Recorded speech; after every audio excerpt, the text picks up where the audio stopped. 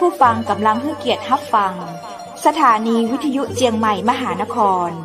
FM 107.25 เมกะเฮิรตซ์อันดับต่อจากนี้ไปเจิญอู้จ๋ากำเมืองกับดีเจคำเพชรเจ้า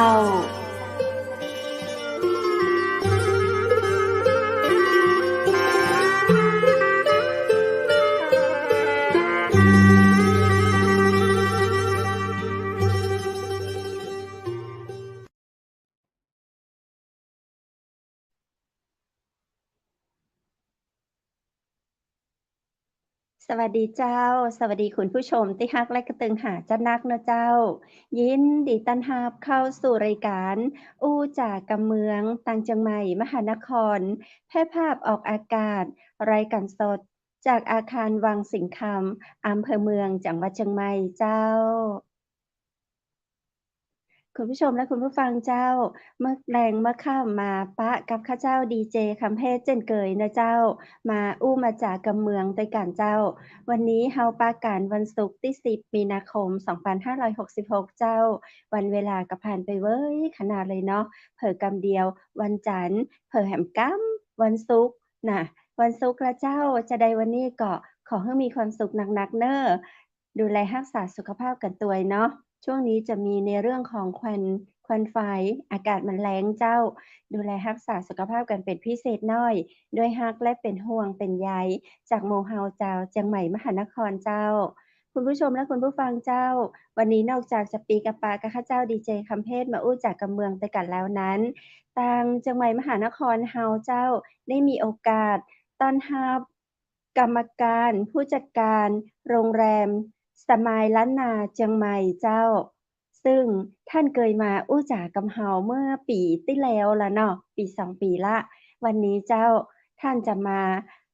อู้จ๋ากันในเรื่องของความพร้อมการรับมือในโครงการเราเที่ยวด้วยกันเฟสที่5ที่จะมาถึงนี้นะเจ้าโอกาสนี้เจิญปะกับคุณไพศาลสุขเจริญยินดีต้อนรับเข้าสู่เจียงใหม่มหานครสวัสดีเจ้าสวัสดีครับสวัสดีเจ้าขออนุญาตฮ้องอาหลงยินดีครับผมบ่ได้ปาอาหลงเมินแล้วเลยเจ้าแต่ก็แวใช่ดครับๆหวัใช่นๆไปใช่พัใช่กผ่อนอยู่ตามโรงแรมสมายล้านนาเจียงใหม่สอยู่มัยแล้วเจ้านะครับเจ้าขอบคุณคเห็นรับสมายล้านนางามขึ้นสดใสขึ้นมีอย่างที่แบบดึงดูดโอ้โฮน่าสนใจหลายอย่างเพิ่มขึ้นจากเมื่อก่อนแห่งจัดนักเลยเจ้าครับผมมีเจ้า นิดหน่อยฮะก็มีการปรับปรุงเนาะสวนแล้วก็มีการทำนาเพิ่มครับมีความสดใสมากเลยเนาะในช่วงคนี้รับเราตอนนี้จะเห็นว่ามีในเรื่องของฝุ่นละอองตัวแหมเจ้าคุณไพศาลครับเจ้าแต่ว่าที่อ่าในเวียงเลยเนาะโรงแรมเราอยู่กลางเวียงเลยอะโอ้ใช่ครับผ่านคือมันจะเห็นความสดใสสดชื่นแบบเป็นแหมบรรยากาศที่อยู่กลางเวียงเจ้าครับช่วงนี้เราช่วงนี้ข้างนอกแล้งนะครับข้างนอกแล้งอืเราก็พมยายามอ่าเขาเรียกอะไรนะจัดสวนแล้วก็รดน้ำสนามหญ้า เจ้าอาแล้วก็เอ่อปลูกปลูกข้าวขึ้นมาใหม่ให้เป็นสีเขียวเจ้า นะครับสดชื่นมากเลยพอเข้าไปนี่ขนาดถ้ามองผ่านภาพนะเจ้าคุณผู้ชมถ้าเราได้ไปสัมภาษณ์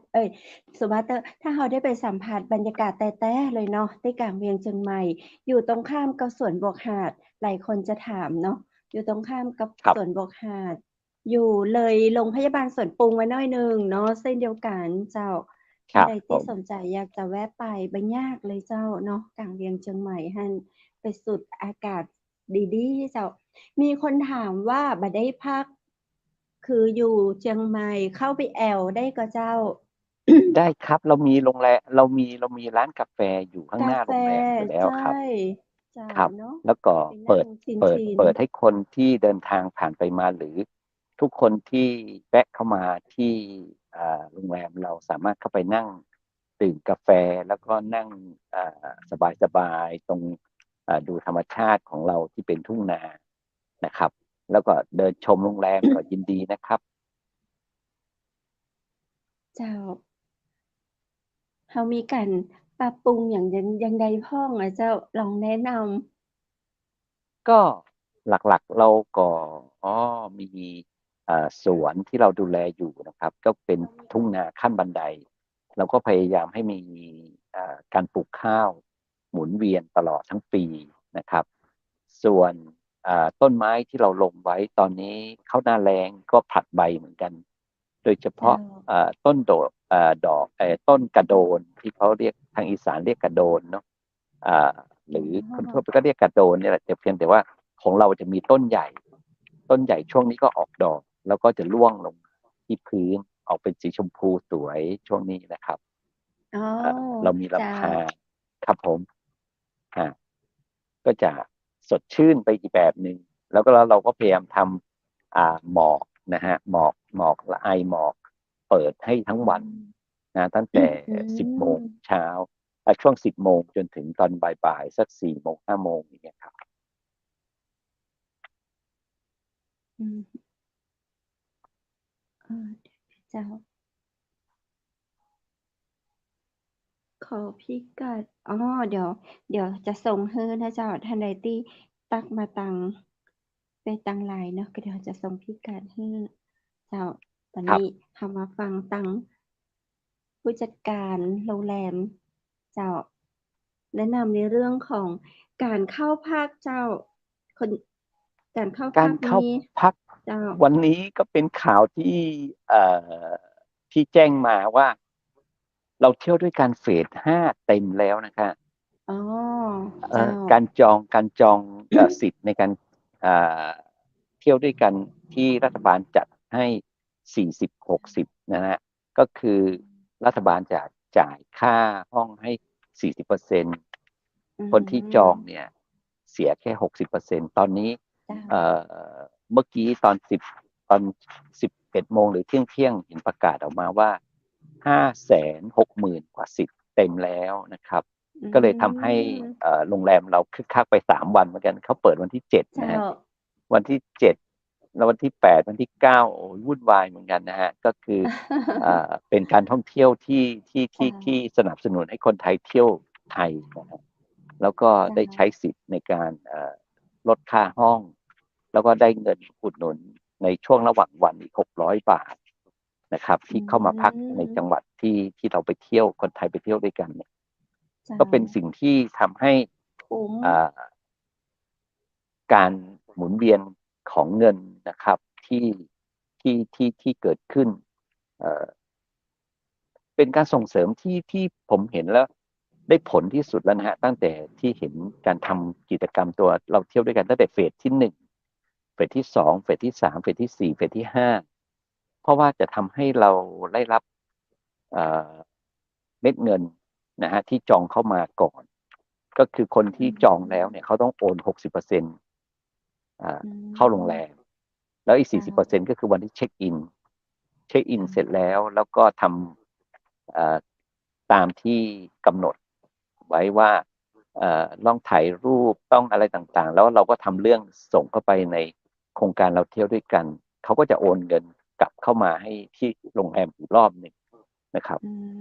มก็เพิ่มความสะดวกให้กับนักท่องเที่ยวเนาะเหมือนว่าใช่ได้ครับส่วนลดเหมือนว่าได้ส่วนลดเหมือนว่าได้แอลในราคาที่แบบบ่แพงแต่คุ้มมากกับ ใช่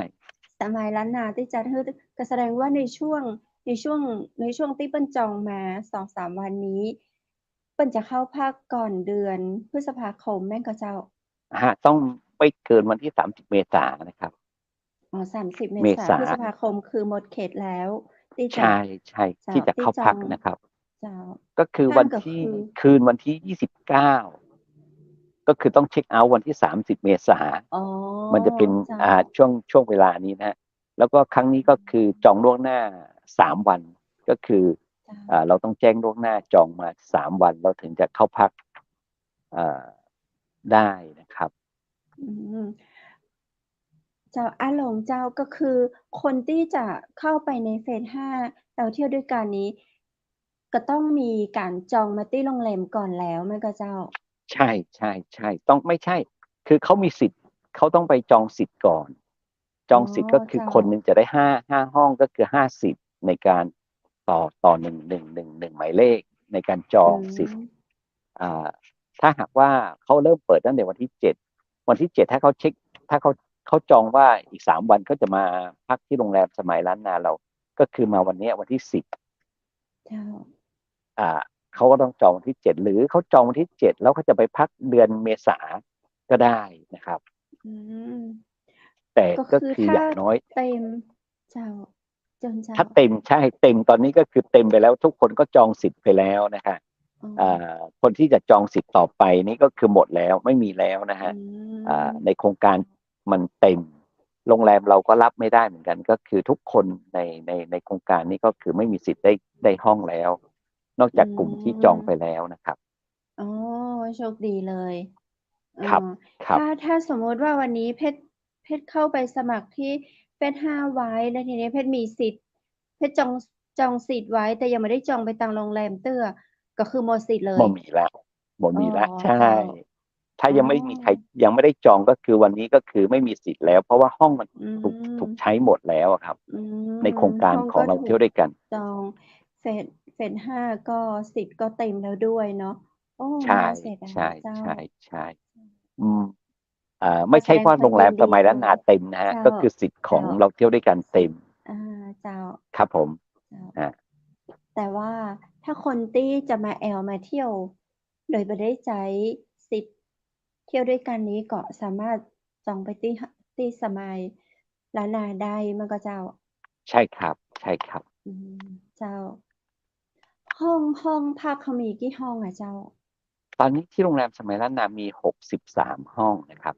อื63ห้องมก็คือเราจะมี3ไทป์ก็จะมีดีลักซ์แล้วก็แกรนดีลักซ์นะครับแล้วก็มีแฟมิลี่ เจ้า Family ก็คือเป็นห้องแนวเอ่อครอบครัวอืมี3 เตียงมมีเตียงใหญ่1 เตียงเตียงเล็ก1 เตียงประเภทนี้ครับอืมอ๋อเจ้าครับอืมห้องครอบครัวแห่งเฮากระจายแฟมิลี่ไปเลยเนาะเจ้าครับผมใช่อืมใช่เจ้า ช่วงนี้จะว่าไปเนาะมันก็จะเริ่มเป็นโลละแต่ว่ายังคึกคักแสดงว่ามีอันอย่างตี้ดีๆเจ้าเล่าสู่กันฟังห้องละเจ้าอาลง ก็เชียงใหม่ก็ยังเป็นจังหวัดที่เอ่อนักท่องเที่ยวนักท่องเที่ยวยังเดินทางมาเยอะเอ่เจ้าเราไม่ใช่หวังว่าจะมีแค่คนไทยนะครับตอนนี้คนต่างชาติเดินทางเข้ามาเชียงใหม่เยอะมากเป็นเป็นจังหวัดที่เอ่อต้นๆตอนนี้ของประเทศไทยที่คนต่างชาติเดินทางเข้ามาโดยเฉพาะเจ้ามาเชียงใหม่นอน1 คืน2 คืนแล้วก็ไปต่อรอบนอกก็คือจะมีม่อนแจ่มปายทางแม่ฮ่องสอนนะฮะจังหวัดแม่ฮ่องสอนทางปายแล้วก็ไปต่อที่แม่ออนตอนหลายๆที่ที่อยู่รอบๆเชียงใหม่ต่ออะไรอย่างเงี้ยครับเขาเจ้าก็ไปเที่ยวเหมือนที่เราสัมผัสได้ก็คือไอ้ที่จองมาที่โรงแรมก็คือส่วนมากก็จะมานอน3 คืนต่อไปอืที่มรอบๆเชียงใหม่หรือไปทางแม่ฮ่องสอนเชียงรายต่ออีก2 คืนแล้วก็วนกลับมาขึ้นเครื่องที่เชียงใหม่อีก2 คืนอะไรเงี้ยครับเอ่อแต่เจ้าอันนึงก็คือโรงแรมสมัยล้านนาเราก็ยังโชคดีที่นักท่องเที่ยวส่วนมากจองมาเนี่ยเป็นพักยาวเยอะก็คือือมน้อยๆก็5 คืนนะฮะเจ้ามันก็เป็นสิ่งที่ทำให้โรงแรมได้ได้ได้บริหารง่ายขึ้น เขามีอันอย่างที่แบบจูงใจนักท่องเที่ยวแบบสนใจแล้วก็อยู่ต่อที่สมัยล้านนาหรือว่าบอกต่อๆกันเนี่ยเจ้าก็อันหนึงก็คือผมคิดว่าเรามีเขาเรียกอะไรนะแนวเสในการน่ห์ทำโรงแรมเป็นโคเจ้ากหนองนาโมเดอืลก็มคือเรามีเหมือนกับว่ายกนาที่อยู่เอ่อนอกเชียงใหม่นอกเมืองเนาะนอกเจ้าเอ่อนอกเมืองใหญ่แล้วก็มาไว้ในกลางเมืองเชียงอืใหม่มมาเอากะต้งทำให้แต่คนที่เลยมาแปลงอยู่ในกลางใช่ เวียงเลยเนาะเจ้าใช่ใช่ทำให้คนที่เลือกมาพักกับเราเขาก็คิดว่าอยากได้บรรยากาศแนวนี้พอเขาเจ้ามาพักเสร็จแล้วเขาเข้าไปเที่ยวในเมืองในเมืองเก่า ในเมืองเก่าของเราก็คือในคูเมืองเนาะอือ่า เจ้าง่ายอืง่ายมขึ้นก็คือข้ามถเขาสามารถนนก็เดินข้ามจะสัมผัใช่สคูเดินเมืองได้เลยใช่เจ้าเดินไปแล้วก็มีตลาดนัดอ่กัดาเขาเรียกอะไรวันเสาร์เนาะถนนคนเดินเจ้าวันเสาถนนร์คนเดินวันเสาร์ใช่เดินไปเจ้าตรงถนนวัวลายจากโรงแรมไปก็ไม่ไกลอ๋แล้วก็อ ถนนคนเดินวันอาทิตย์เขาก็เอ่อนั่ง รถไปหรือเรามีรถโรงแรมส่งให้ฟรีจัดเจ้าบริการให้ฟรีทุกวัน เขาก็อ๋สามารถไปอเที่ยวที่ใกล้ๆนะมันทำให้การพักอยู่ในโรงแรมค่อนข้างจะสะดวกนะครับเข้าออกไปที่ไหนก็ง่ายนะครับเจ้าในในช่วงที่ผ่านมาปีใหม่นี่ก็เยอะเนาะเดือนครับนี้มีครับนาคมปีใหม่คือปีใหม่มกรากุมภามีนาก็บ่มีแบบสะดุดเลยสมายล้านนายังมีความพร้อมยังมีนักท่องเที่ยวเจ้ายังมีอยู่เต็มอยู่ เจ้ากับเป็นกันเป็นช่วงที่ผ่านมาก็เป็นอะไรที่ทำให้ทุกคนนะฮะที่ทำงานโรงแรมที่ผ่านมาหลังจากโควิดก็เป็นช่วงที่เริ่มฟื้นพูดง่ายๆก็คือทุกคนก็เริ่มฟื้นตัวแล้วก็เจ้าเอ่อผลประกอบการก็จะดีขึ้นตั้งแต่ก่อนปีใหม่ก็คือเดือนธันวาปีที่แล้วจนถึงช่วงนี้ก็ยังถือว่าช่วงที่ยังดีอยู่ จนถึงเดือนเมษาก็คือวันลอยกระทงเนาะเจ้าวันลอยกระทงตอนนี้เห็นบอกว่าจังหวัดก็จะเตรียมจัดงานใหญ่ต่างประเทศเขาก็เริ่มจองมาโดยเฉพาะโรงแรมของเราก็ในคิดว่าเมืองเจ้าในเมืองแล้วก็ปีใหม่ตอนนี้วันที่10จนถึงวันที่17หรือ20อย่างเงี้ยห้องก็ค่อนข้างเหลือน้อยแล้วครับเจ้า ฮะ ห้องพักที่ส่วนใหญ่ที่เรารับนักท่องเที่ยวนี้ส่วนใหญ่จะเป็นนักท่องเที่ยวบ้านเรานักท่องเที่ยวไทยหรือนักท่องเที่ยวประเทศใดอะเจ้านักท่องเที่ยวของเราตอนนี้80%น่าจะเป็นต่างชาติอยู่นะครับอ๋ต่างชาอติยังเป็นต่างชาติพวกฝรั่งทางยุโรปอีกอันหนึ่งก็คือตอนนี้ที่เราที่โรงแรมสมัยล้านนาเอ่อค่อนข้างจะเยอะก็จะเป็นกลุ่มไต้หวันกอืลุ่มไต้หวันเพราะว่าเขาบินมตรงมาถึงเชียงใหม่ได้เจ้ากลุ่มไต้หวันเขาก็จะต้องเป็นนักท่องเที่ยวที่มีอายุนิดนึง50ขึ้นนะฮะ อาอืยุ50มขึ้นไปเนี่ยก็จะมาจองที่โรงแรมเราเยอะหน่อยเจ้ากลุ่มวัยรุ่นนี่น่าจะไปอยู่แถวถนนมินมานทางนู้นนะฮะจะอืมีมวัยรุ่นไปพักทางนู้นเยอะของเราเจ้าทางนี้แต่เงียบสงบก็คือก็เลยจะทำให้คนพักเนี่ยจะเป็นกลุ่มผู้สูงอายุหน่อยนิดหนึ่ง40อัพอะไรอย่างเงี้ยครับ เจ้าแต่แล้วเราก็สามารถแบบรับได้ทุกวัยเนาะเจ้า จริงฮะจริงฮะได้ทุกวัยอยู่ใกล้กันเดี๋ยวว่าถนนคนเดินเนาะได้สัมผัครับสอะไรอย่างที่แบบเจ้า ครับผม สมัยล้านนาเรายังมีอะหยังที่แบบโดดเด่นแถมหลายอย่างเนาะเราอยากจะให้เพิ่นได้ไปสัมผัสแท้ๆเลยอันหนึ่งเนาะอย่างนะฮะเจ้าอันหนึ่งก็คือเราก็คิดว่าเอ่ตอนเนี้ยอย่างสมมติว่าคนที่เดินทางเข้ามาในเชียงใหม่เขาก็อยากจะเห็นแนวล้านนาเรานะฮะก็คือเรื่องเอ่อโครงสร้างของอาคารการอืตกแต่งในมห้องนะครับแล้วก็ที่สำคัญก็คือวิวในโรงแรมนะฮะเจ้าเราก็มีพร้อมนะค่อนข้างจะพร้อมเหมือนเราอยู่ในเชียงใหม่ยุคยุคของแท้ยุคที่เนาะแลูกท้ล้านนาๆอะไรเจ้าครับครับครับเจ้าได้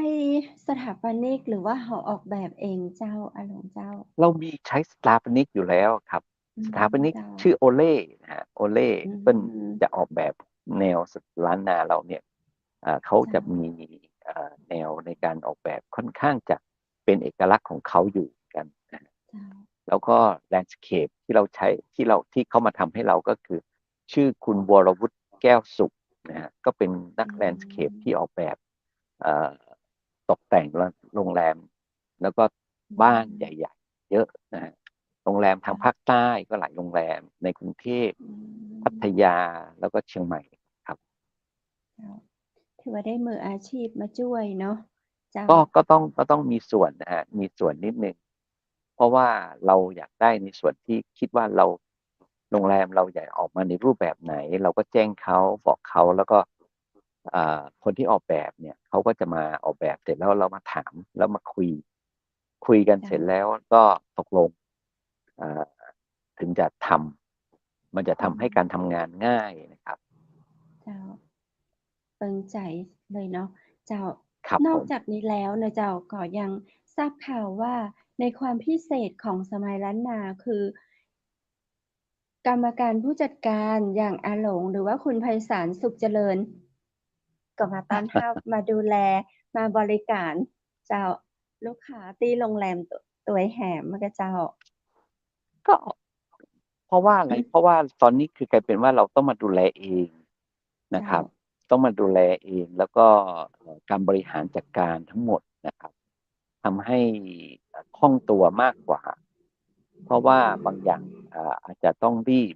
เอ่อบางอย่างอาจจะต้องใช้เวลาให้เร็วที่สุดที่จะปรับปรุงหรือตัดสินใจเลยอะไรอย่างเงี้ยมันก็ทำให้เราสามารถพัฒนาไปเร็วกว่า แล้วก็ทำให้มันดูดีตลอดเวลาอะไรอย่างเงี้ย เจ้าเป็นท้องเป็นเสน่ห์เลยเนาะของโรงแรมเจ้าได้สัมผัสภายนอกที่ดีๆได้ความสบายใจ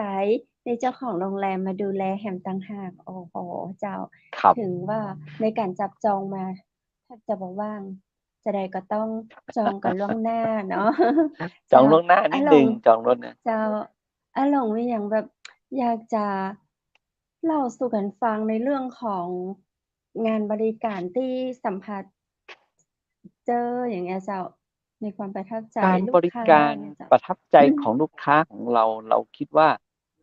ที่โรงแรมสมัยล้านนาก็จะมีการบริการที่ไม่ได้เพอร์เฟกต์100%นะฮะก็คือไม่ได้เป็นเหมือนโรงแรมใหญ่ๆเนาะที่เจ้าที่ค่อนข้างจะมีกฎระเบียบของเรานี่กฎระเบียบเราค่อนข้างจะไม่มากพนักงานทุกคนก็จะทำงานสบายๆไม่เครียดนะเราจะให้เขาแสดงออกในตัวตนของเขาแล้วอย่างหนึ่งพนักงานของเราอะน่ารักตรงที่เรามีพนักงานอยู่เป็นชนเผ่าเยอะ อืเอ่อมเป็นเขาเรียกอะไรนะหลายๆกลุ่มชนเผ่าที่เข้ามาทำงานกับเราเขามีเอกลักษณ์ของเขาแล้วก็เขาก็แสเจ้าดงออกในส่วนที่เป็นตัวตนนะครับเอ่อทำให้คนที่อยู่มาพักกับเราเนี่ยไม่เกรงพนัอืกงานเราก็มเหมือนอยู่บ้าแบบนเหมือนอยู่บ้านแนะนำทักทายอัธยาศัยการพูดคุยถามได้ทุกอย่างพนักงานพร้อมเจ้าช่วยเหลือ นะครับทำทุกอย่างให้ได้ตามที่ลูกค้า request มาหรืออยากได้อะไรอย่างเงี้ยอย่างเช่นของเรานี่โรงแรมสมัยล้านนาไม่ได้ขายเหล้าแอลกอฮอล์ในโรอืงแรมมนะฮะเจ้าลูกค้าส่วนหนึ่งที่เขานี่ชอบดื่มเขาก็จะบอกพนักงานเราไปซื้อเราก็อนุอืญาตให้พนักงานมเราออกไปช่วยซื้อให้กับลูกค้าเราได้แล้วก็เราก็ไม่ได้เก็บเงินเพิ่มในส่วนที่เป็น อืชามร์จค่าเปิเจ้าดหรืออะไรต่างๆ ลูกค้าอืทุกคนก็มมีความรู้สึกว่าก็ง่ายๆสบายๆแล้วที่สำคัญเรามีแก้วกับน้ำแข็งบริการให้ฟรีหมดนะฮะเราก็อ๋ไม่ได้คิดตังค์อเพิ่มอะไรอย่างเงี้ยครับเจ้า อืก็สร้างความประทับครับใจให้กับลูกค้าเนาะเหมือนใช่มาอครับยู่บ้านของเราแต๊ะๆเลย ใช่เจ้าใช่ แล้วในส่วนของพนักงานเรานี่แต่งกายแบบล้านนาที่นี่บ่เจ้าใช่ที่นี่พนักงานจะแต่งกายง่ายๆคือใส่เสื้อหม้อห้อมนะฮะ เจ้าเอ่ช่วงแรกๆที่เราออกแบบไว้ตอนเปิดโรงแรมอะค่อนข้างจะเป็นชุดทางการเอ่เจ้าเป็นชุดแบบโรงแรมที่เป็นดูดีแล้วก็ชุอืดก็มจะ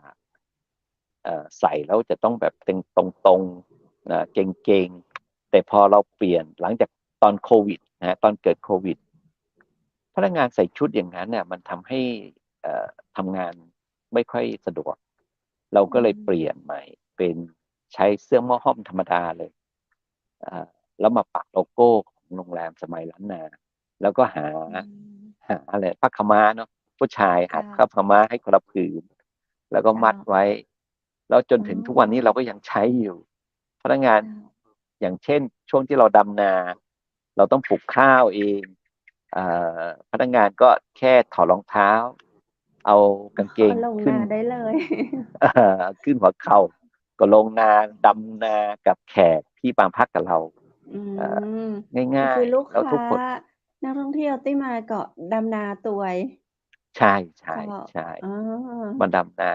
มาดำนาพร้อมกันพนักงานเราทุกคนที่คนที่ว่างปุ๊บเขาเห็นช่วงดำนาคนที่ว่างมีเวลาปุ๊บทุกคนก็จะลงมาอ๋อช่วยเจ้ากันดำนาอันที่สักก็คือ 3-4 ชั่วโมงก็เสร็จอย่างเงี้ยอืมสร้างฐานไว้ให้เนาะนักท่องเที่ยวที่เปิ้นเคยแบบมาดำนาตรงนี้เดี๋ยวเปิ้นจะปิกมาดูแบบต้นข้าวที่เปิ้นเคยปลูกอะเนาะเจ้าก็ก็เอยังไม่อถึงขนาดนั้นแต่ตอนนี้ที่เรามีก็คือมีช่วงที่เราเกี่ยวข้าวเราเจ้ามีครั้งหนึ่งเราทำขวัญข้าวเนาะอือ่ามเราเกี่ยวข้าวเราก็ให้ฝรั่งนักท่องเที่ยวที่มาพักกับเราเนี่ยได้ชมร่วมมาเกี่ยวข้าวกับเราอืพอเกี่ยวข้ามวเสร็จแล้วก็ตากช่วงบ่ายแล้วก็ตีอืตีม เสร็จแล้วก็เก็บเมล็ดข้าวตากอีกครึ่งวัน เจ้าอีกวันหนึ่งนะอ๋ฮะ อเราก็มาตำเรามีอ๋เรามีที่อคร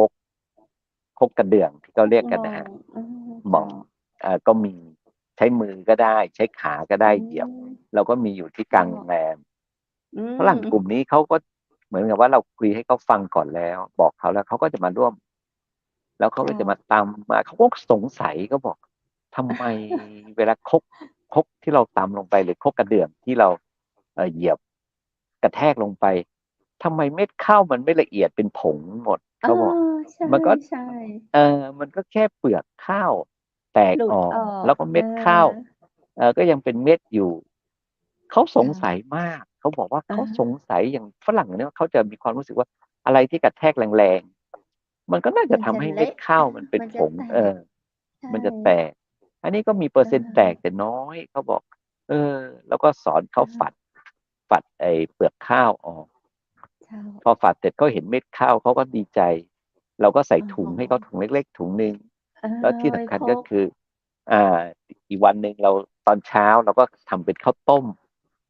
เราอ๋ก็ทำเป็นข้าวต้มอแล้วก็เสิร์ฟให้ว่าด้วยคนไหนฝีมือเขาชื่ออะไรเออฝีมือเจ้าเขาอะไรเงี้ยแล้วพอเจ้าเขาชิมเสร็จเขาก็ยิ่งตกใจใหญ่เขาบอกเนาะนี่เป็นภูมิใจฝีมือเขาที่เขาทำออกมา เจ้าผ มันก็ลิตเม็ดข้าวมีความสุข ออกมา ใช่ใช่มันก็เป็นกิจกรรมที่เล็กๆน้อยๆแต่ว่ามันก็มีเขาเรียกอะไรนะมีคุณค่าเอเนาะกลักษณ์ความภูใช่มิใจเอกลักษณ์ของเป็นมันคุณค่ามันยิ่งใหญ่มากอะจดเอจำอไว้บ่รู้ลืมอีกเนาะเจ้าใช่มีแล้วอย่างหนึ่งช่วงไหนอะเจ้าก็ที่ผ่านมาเราก็ทำตลอดนะฮะถ้าหากว่าช่วงที่เจ้าเราเกี่ยวขเราปลูกดำนาเสร็จแล้วข้าวเรารวงเราข้าวแก่แล้วอะไรเงี้ยเราก็เจ้าใช้วิธีทำกิจกรรมอย่างนี้ให้กับลูกค้า เจ้านะปีหนึ่งก็เราปลูก3 ครั้งสอโอ้งครั้งครึ่ง3 ครั้งเนี่ยค่อมกันนิดอืหนึ่งมเจ้าฮะอืก็คือเขาปลูกฮะหมุนเวียนตลอดเลยหมุนเวียนตลอดเจ้าเลยอืมันก็จะมเป็นกิจกรรมที่เป็นเรื่องง่ายๆแต่ว่าเจ้ามันเป็นทำให้เขาอยู่กับเราทั้งวันเจ้าเกี่ยวเอข้าวเขาก็ไม่เจ้าไปไหนเขาก็อยู่กับเราเจ้าแล้วก็วันที่เราตากข้าวครึ่งวันเสร็จแล้วให้เขามาตำเขาก็อยู่กับเราทั้งวันจนถึงบ่ายๆเย็นๆที่โรงแรเจ้ามก็จะมีการบริการอาหารเที่ยงนะฮะอาหารเที่ยงให้กับลูกค้าให้เขาเลือกว่าเขาจะกินเป็นแซนด์วิชหรือจะกินเป็นอาหารผัดไทยอืมเราก็จะบริการฟรีเจ้า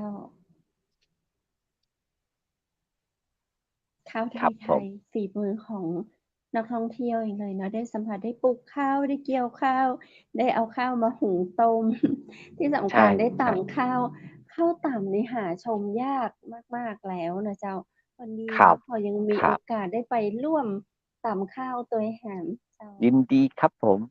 เดี๋ยวไว้จะแจ้ถ้างล่วงหน้านะฮะเจ้าเนาะจะแจ้งนาล่วงหน้ากังเจียงวันไหนใหม่มหานครพ้องอะเจ้าจะได้ได้คเนาะรับพากันไปพ้อเจ้าฮะอืมได้เลยครับสมัยล้านนามีอันหยังที่แบบ น่าติดตามตลอดเลยนะเจ้า ครับ ถ้าหน้าร้อนนี้เขาบอกได้เลยว่าที่ไหนจะร้อน แต่ว่าสมัยล้านนาบ่ร้อนละเนาะ มี จะ มี เย็น ความ เย็น เขียวขจี เมื่อตะกี้ยัง เขีย เห็ วน ข อยู่เลย จี ว่ามีต้นข้าว แล้วก็ยัง ค มี รับผม หมอกปล่อยออกมาตลอด ครับ หมอก อืแล้วที่สำคัม ญเมษาเนี่ย เจ้า ที่โรงแรมเนี่ยตอนออกแบบเราออกแบบโรงแรมไว้ว่า เราร่นจากถนนมาอีก 8 เมตรที่หน้าถอืนนนะครัม บ เราก็จะ เจ้า ทำลานตรงข้างหน้าถนนไว้ เพื่อรองรับสงกรานต์ อ๋ตั้งแต่สร้างโรงแรอ มมายังไม่เคยได้เล่น เจ้า เลย ปีนี้จะได้เล่นเนาะ ปีนี้อาจจะไม่ อ๋อ ได้เล่น เพราะว่าเราเตรียม เขาเรียกอะไร ก๊อกน้ำเนาะ เจ้า เราเตรียมก๊อกน้ำไว้ให้ 4 ก๊อกหน้าถนน แล้วก็ อ๋อ เตรียมสายยางไว้เรียบร้อย เจ้า เพื่อให้คนที่พักกับเรา หรือใครที่มาเล่นสงกรานต์หน้าโรงแรมเรายินดีต้อนรับนะครับ เจ้า เรา ไป เปิ เจ้า ดกว้าง ไปเจ้า นะครับ ไม่ใช่เฉพาะให้ เจ้า คนที่อยู่โรงแรม คนที่จะมาเล่นหน้าโรงแรมเราก็ยินดีต้อนรับ เราให้ใช้น้ำฟ อ๋อ รี เจ้า เราเตรียม ปี น้ำ นี้ ไว้ ได้ แล้ว เล่ อะ น ไรอย่างเงี้ย หน้า ครับ หน้าสมายล้านนา เจ้า ได้เล่นน้ำปีใหม่กันนะเจ้าคุณผู้ชม ครับ มี ครั ส บ ถานที่เล่นแล้วเด้อ เนาะ นักท่องเที่ยวที่จองมาในช่วงของเมษา ในช่วงของสงกรานต์นี่ โอ้โฮ น่าอิจฉามากเนาะ ขอแสดงความยินดีด้วยที่คุณจะได้เห็น ได้ร่วมกิจกรรมดี ๆ นะเจ้า แต่ ครับ ถ้าท่านใดที่ยัง ถ้าเราบ่ได้เข้าเฟซเราบ่เป็นหยังนะเจ้า เราติดต่อไปที่สมายล้านนา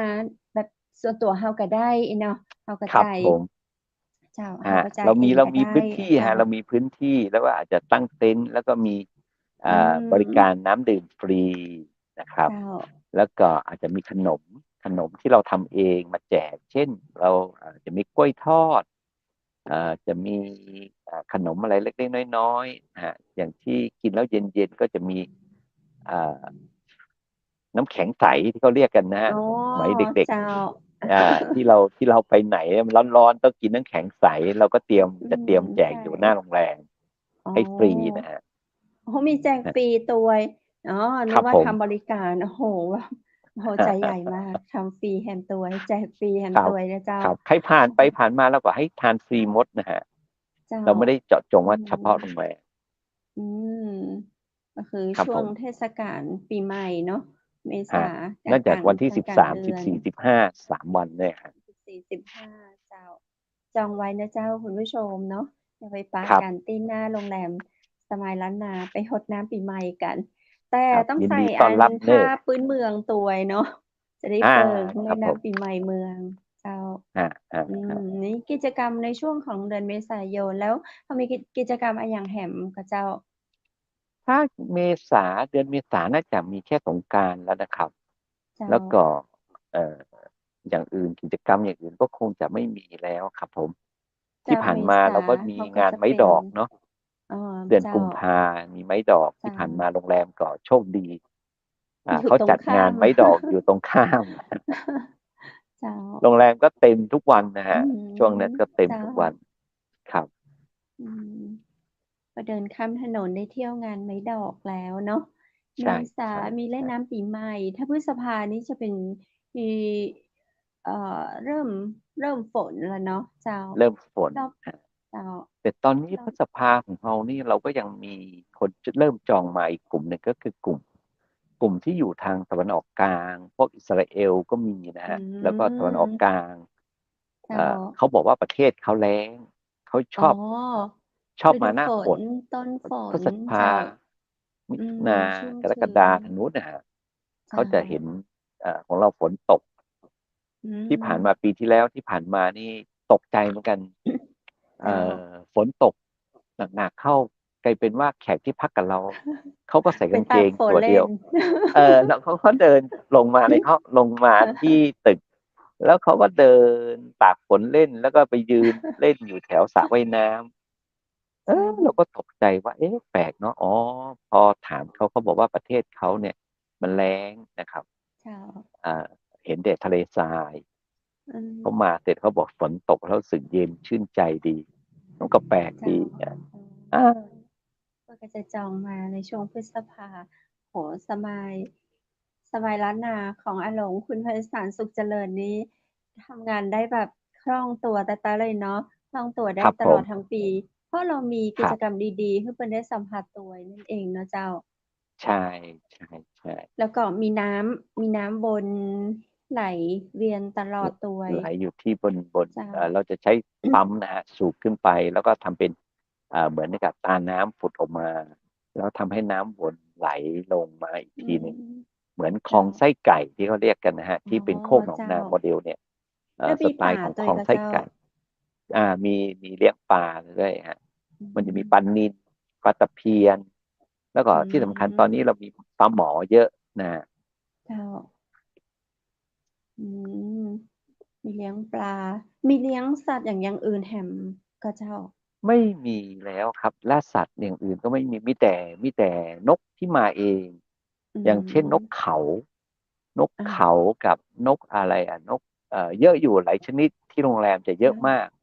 นอ๋อกเขาเพราะที่เป็นว่ามันนกเขาร่มรื่นเนาะใช่สใช่บาใช่ยตอนเจ้า เช้าประมาณสัก6 โมง7 โมงเนี่ยนกเขาจะขันอืเต็มไปหมดเลยหลังม โรงแรมเหมือนกับปลุกปลุกแขกบางคนเขาก็บอกว่าทำไมต้องมาขันอยู่ขตื่นมา้างชมๆห้องนอะไรเงี้ย กร้องเจ้าก็เอส่วนหนึ่งอก็คนที่ชอบเนาะแต่ส่วนหนึ่งเขาเจ้ารู้สึกว่ามาปลุกเช้าเกินอะไรอย่างเงี้ยเขาก็มาเจ้า คุยกับพนักงานเราอยู่ว่ามันนอนในเมืองเชียงใหม่แต่ว่ามีนกมาปลุกเสียงนตั้งกแต่เช้าเขาบอก เจ้า นกเขาจะเยอะฮะในโรงแรมนกเขาเยอะอย่างเจ้าห้องอาหารเช้าของเราตอนเช้านกเขาเขาจะมีอยู่2-3 ตัวเขาจะอือยู่ในห้องมอาหารกับแขกที่กินอาหารอ๋อเลยอาหารที่ตกกะเจ้าพื้นอ๋อเขาก็จะเข้าไปเดิอ๋อนเขาก็ก็เข้าเก๊กก็เก๊กมาเก็บให้ ก็เก๊กใช่ อ๋อกลายเป็นเจ้า กลายเป็นกลายเป็นกลายเป็นเหมือนกับส่วนหนึ่งของโรงแรมไปละ เหเขามือนเขาเลี้จะไม่บินยงเลยเนาะไปไหนเจ้าเออเออแล้วเขาเพราะว่าขันเรามีมึงป่าในเมืองอะเนาะขับเจ้าขับอู้ได้เลยว่าโรงแรมสมายล้านนาเชียงใหม่เป็นโรงแรมที่แบบยกป่ามาไว้ในเมืองเลยเนาะมีตึกขับแกงโต้งง่ายๆเจ้าสบายๆนะครับทำนาอืครับมเจ้าช่วงสุดท้ายของรายการเจ้าอาหลงเจ้าอาหลงอยากครับผมประชาสัมพันธ์อย่างถึงคุณผู้ชมคุณผู้ฟังนักท่องเที่ยวเชิญเจ้าก็อยากเอ่อเชิญชวนนะครับคนเชียงใหม่พวกเราทุกคนนะครับที่เป็นเจ้าภาพหรือว่าเจ้าของบ้านนักท่องเที่ยวแต่ละประเทศที่เข้ามา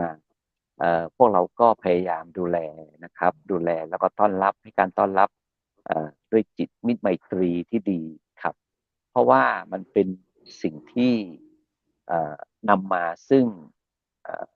เศรษฐกิจที่ดีขึ้นของตัวจังหวัดเชียงใหม่และของประเทศไทยนะครับเพราะว่าเชียงใหม่เขามาเนี่ยเขายังมีความหวังอันหนึ่งก็คือเขาบอกว่าสมายสมายไทยแลนด์สมายเนี่ยก็คือมันเป็นรอยยิ้มนะฮะรอยยิ้มพิมพ์ใจของคนไทยเนี่ยมันเป็นเอกลักษณ์ไปแล้วแล้วอย่างหนึ่งของโรงแรมผมชื่อโรงแรมสมายล้านนาด้วยพนักงานของผมก็จะเน้นตลอดว่าเราต้องทักทายลูกค้าโดยการยกมือไหว้นะครับยกมือไหว้เสร็จเราจะช่วยใช้คำพูดที่เป็นภาษาไทยก่อนก็คือสวัสดีครับผู้หญิงก็สวัสดีค่ะหรือว่าผู้หญิงส่วนมากที่นี่ก็จะเป็นคนเหนือเนาะเขาจะใช้คำว่าสวัสดีเจ้านะครับพนักงานผมอ่าแล้วก็ค่อยพูดเป็นภาษาอังกฤษgood morning อะไรอย่างเงี้ยแล้วก็ฝรั่งหลายๆคนหรือต่างชาติหลายๆคนก็เดินเข้ามาแล้วเขาก็จะมาทักทายกับพนักงานเราแล้วก็ลองพูดเป็นสวัสดีครับสวัสดีครับสวัสดีเจ้าอะไรอย่างเงี้ยตาม เขาก็จะเรียนรู้เราพอเราสอนเขาเสร็จเขาก็จะจำตอนเช้าเขามากินอาหารเช้าเขาจะเริ่มคุยกับพนักงานของผมแล้วว่าสวัสดีครับถ้าเป็นผู้ชายนะฮะเขาจะจำเหมือนกันเขาจะใช้คำว่าสวัสดีค่ะหรือว่าสวัสดีเจ้าผู้หญิงนะฮะมันก็เป็นสิ่งหนึ่งที่เป็นเอกลักษณ์ของเสคนไทยน่ห์นะฮะที่เราพูดเจ้าภาษาไทยให้เขาฟังแล้วก็ยกมือไหว้เขาก่อนแล้วตอนนี้ฝรั่งทุกคนพอเขาเริ่มอยู่กับเราสัก2-3 คืนตอนเช้าพอเราพนักงานเรายกมือไหว้เขาก็จะไหว้ตอบละเขาจะยกมือไหว้เลยมันก็เป็นสิ่งหนึ่งทำให้เอกลักษณ์ของคนไทยการไหว้นะเป็นสิ่งที่ดีนะครับขอขอขอขอเอ่อให้ ให้พวกเราช่วยกันรักษาแล้วก็ให้แสดงให้เขาเห็นว่าเรามีวัฒนธรรมที่ดีโดยเฉพาะจังหวัดเชียงใหม่ของเรานะครับมีวัฒนธรรมที่ดีแล้วก็ประเพณีที่งดงามให้เป็นเสน่ห์ของทุกคนที่เข้ามาถึงจังหวัดเชียงใหม่เราเสร็จแล้วอยากกลับมาใหม่นะครับอันนี้เป็นสิ่งที่ขอฝากไว้นะครับพวกเราก็ในฐานะเป็นคนทำธุรกิจอยู่ที่เชียงใหม่ด้วยแล้วเป็นคนเชียงใหม่ด้วยก็หวังเป็นอย่างยิ่งว่าจังหวัดเชียงใหม่ของเราหรือประเทศไทยก็จะเป็นจุดท่องเที่ยวที่ดึงดูดให้คนต่างประเทศเข้ามาเที่ยวนะครับพักผ่อนแล้วก็มีอาหารที่อร่อยมีผลไม้ที่อร่อยนะครับกลับไปเขาประทับใจพวกเราก็จะได้โด่งดังไปทั่วโลกด้วยนะครับขอบคุณเจ้า ครัได้ไปบผม ได้เจอกันแล้วเจ้าคุณผู้ชมและคุณผู้ฟังอาหลงฝากเพิ่มเติมแหมน้อยหนึ่งละเจ้า ถ้าเราจะติดต่อตังโรงแรมสบายล้านนานี่เราติดต่อตังใดได้พ้องเจ้า เราก็จะมี LINE นะ LINE สมัยล้านนาหรือว่าเบอร์โทร08053 282 899นะครับจะเป็นโรงแรมตรงเลยนะครับว่าโทรเข้ามาได้ตลอดเวลาเราจะมีพนักงานรับสายตลอดเวลาอยู่แล้วนะครับแล้วก็ทาง LINE หรือเฟซบุ๊กของโรงแรมสมัยล้านนาก็ติดต่อมาได้นะครับยินดีต้อนรับทุกท่านนะครับมีโอกาสให้โรงแรมสมัยล้านนาเนี่ยเรารับใช้หรือใครผ่านตอนเช้าๆก็เชิญแวะมาทานอาหารเช้าที่โรงแรมสมัยล้านนาถ้าเป็นคนไทยเราเก็บอาหารเช้าบุฟเฟ่แค่300 บาทถ้าเป็นต่างโอ้ชาติเราเก็บน่า350สนบาทใจนะครับเจ้ามคนไทยได้สิทธิพิเศษตัวยเจ้า ยินดีครับ เจ้า ได้ไปแวะหา อย่าง ยินดีคอารับหารเจ้ายินดีนะเจ้า ตอนนี้เราจะครับผมนัดคืออาหารเจ้าเราจะแวะไปทานที่สบายล้านนา แล้วก็ปีใหม่เราจะไปเล่นน้ำปีใหม่นะเจ้า แล้วครับเดี๋ยวถ้าเรามีอย่างเพิ่มเติมโอกาสหน้าเราจะมาแจ้งมาบอกให้คุณผู้ชมและคุณผู้ฟังแล้วก็นักท่องเที่ยวของเราได้ติดตามแหมสำหรับวันครับนี้ขอขอบคุณอาหลง คุณไพศาลสุขเจริญเจ้านาคเลยเจ้า ครับผสวัสมดีเจ้า ครับขอบคุณครับคุณผู้ชมและคุณผู้ฟังเจ้าอย่าลืมเด้อปะกันถ้าเป็นว่าจ่ายสวัสดีครับเป็นว่าเจ้าก็ Good morning นะเจ้าถ้าเปิ้นถามอย่างเฮาแม้เป็นภาษาอังกฤษก็อันยิ้มไว้ก่อนสมายล้านนาเจ้าหัดอู้ไปหันก็ว่าฝรั่งหรือว่าชาวต่างชาติ ถ้าเฮาทักทายเปิ้นสวัสดีเจ้าสวัสดีครับเปิ้นวัน2วันเปิ้นก็อู้ตัวแถวได้จะอันถ้าเฮาอู้กำปากีกับเปิ้นบ่อยๆอะเจ้าเปิ้นอู้กำปากีกับเฮาบ่อยๆก็เดี๋ยวเราก็จะได้แลกเปลี่ยนภาษากันเราก็จะเก่งไปด้วยเปิ้นนะเจ้าบ่ต้องกลัวเนาะเจ้ายิ้มไว้ก่อนนะ สมายล้านนาเจ้าอาหลงหรือว่าคุณไพศาลสุขเจริญเนาะเจ้าข้อคิดในเรื่องของการบริการได้ดีจัดนักเลยนะเจ้าใครจะเอาไปเป็นตัวอย่างเนี่ยดีมากมายเลยเนาะรวมถึงการบริหารการจัดการการดูแลภายในของโรงแรมสมายล้านนาเนี่ยจะได้ถึงทำให้มีนักท่องเที่ยวจองเข้ามาแบบบ่ขาดเลยนะเจ้านี่คือสิ่งที่ เอามาเสนอให้กันนะเจ้าเนาะแล้วก็เอาอีกคุณผู้ชมและคุณผู้ฟังถ้ามีนักท่องเที่ยวนะเจ้าจะเป็นแขกพิเศษของคุณหรือว่าตัวคุณก็ได้อยากจะพักผ่อนแบบธรรมชาติกลางเวียงเชียงใหม่เจ้าเจิญเน้อโทรไปถามก่อนก็ได้นะเจ้าตะกี้ท่านให้เบอร์โทรศัพท์เรามาเนาะ053 282 899เจ้าโทรถามได้เนาะจะสำรองจองห้องพักไว้เดือนหน้าเดือนในนะเจ้าถ้าเดือนนี้เต็ม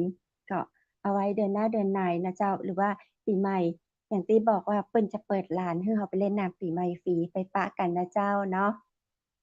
เอาละเจ้าวันนี้ก็ขอขอบคุณพระอาจารย์รัตนยาโนจากพุทธอุทยานส่วนบุรณรักธรรมตำบลแม่แลมอำเภอแม่ริมจังหวัดเชียงใหม่คุณผู้ชมและคุณผู้ฟังท่านใดสนใจอยากฝึกเรียนสมาธิสมัครเรียนได้นะเจ้าที่สวนบุรณรักธรรม เบอร์โทร0980364744เจ้า แล้ววันนี้ขอขอบคุณโรงแรมแม่เสลียงเวียงงามนะเจ้า แอลเหนือแอลหนาวแอลแม่เสลียงจังหวัดแม่ฮ่องสอนโทรสำรองจองห้องพักได้ที่0536214444นะเจ้าและวันนี้ขอบคุณน้ำผึ้งตราสารวินน้ำผึ้งธรรมชาติ 100% ท่านใดสนใจนะเจ้าบริการส่งทั่วไทยติดต่อที่0826166889ขอบคุณแสงประเสริฐโภชนาบริการอาหารโต๊ะจีนระดับ5ดาวทั่วไทยเจ้าโทรถามได้ที่0904658589เจ้าขอบคุณบ้านสวนกรมงคลตำบลแม่แรมอำเภอแม่ริมจังหวัดเชียงใหม่ขอบคุณผ้าพิธีกรหญิงจากร้านผ้าพื้นเมืองชุดไทยใหญ่ท่านใดสนใจเรื่องของผ้าเสื้องามๆจะอีนะเจ้าติดต่อที่0811917388เจ้าและพระเจ้าดีเจคำเพชรทีมงานจังใหม่มหานครขอบคุณคุณไพศาลสุขเจริญกรรมการผู้จัดการโรงแรมสมายล้านนาจังใหม่และคุณผู้ชมที่ฮักคุณผู้ฟังคุณผู้ชมที่ฮักทุกคนทุกท่านนะเจ้าสำหรับค่ำคืนนี้ส่งคุณผู้ชมและคุณผู้ฟังเข้านอนปีกะปะกันแหมใหม่ในวันจันทร์หน้าเนอสำหรับคืนนี้ขอให้โชคดีนอนหลับฝันดีราตรีสวัสดิ์เจ้า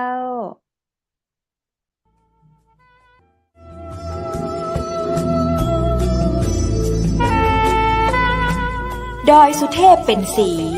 ประเพณีเป็นสง่าบุพชาติล้วนงามตานามลำค่านครพิงค์สถานีวิทยุเจียงใหม่มหานคร FM 107.25 เมกะเฮิรตซ์ขอส่งเสริมการท่องเที่ยวทุกมิติเจ้า